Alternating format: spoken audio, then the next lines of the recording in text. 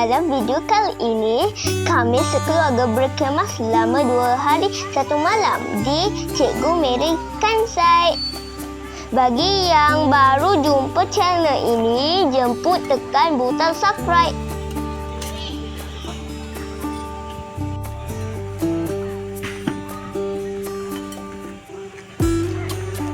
Selesai pasang tap, kami rehat sebentar sambil makan es krim.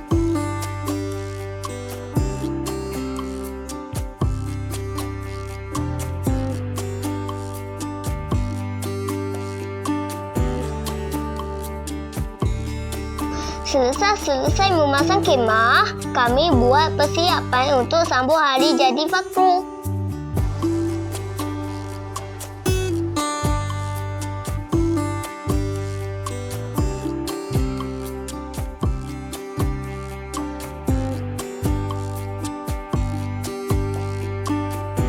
Lepas tu, kami sambut hari jadi dan makan.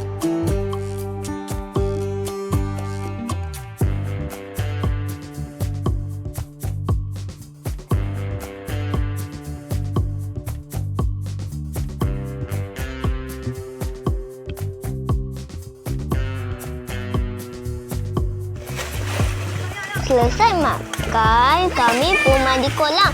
Kolam di sini mesra kanak-kanak.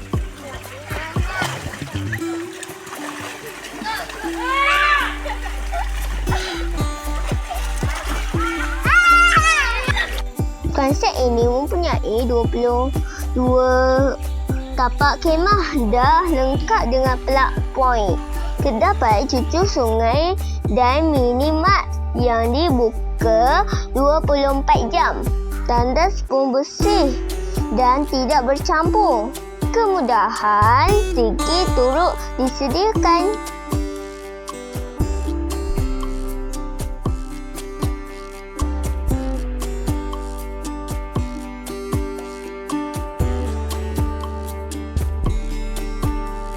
Pada waktu malam, kami santai-santai bersama keluarga sambil bakar otak-otak.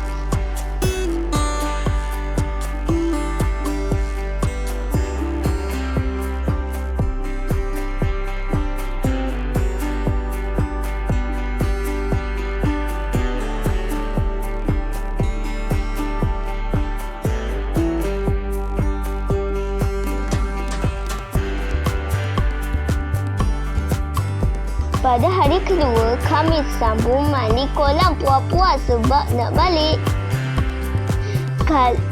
Kali ini, Umi cuba mandi kolam.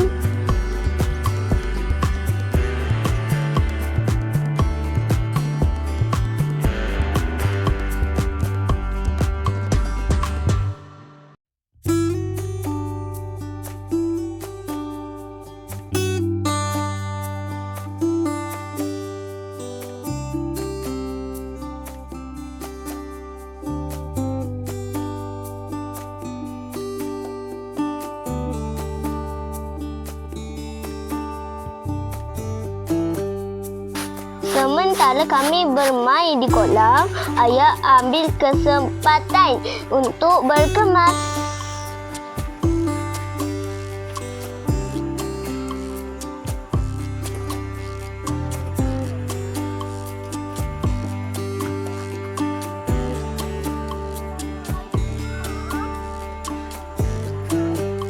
Kemudian kami sama-sama bantu ayah kemas barang-barang.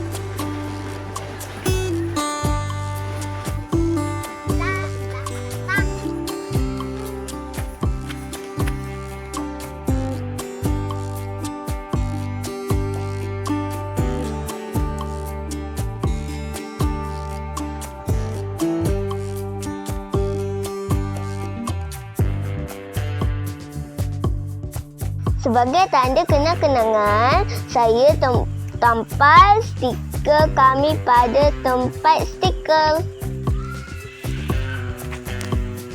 Terima kasih Umi Daya kerana bawa kami bercuti di sini. Semoga dapat datang ke sini lagi.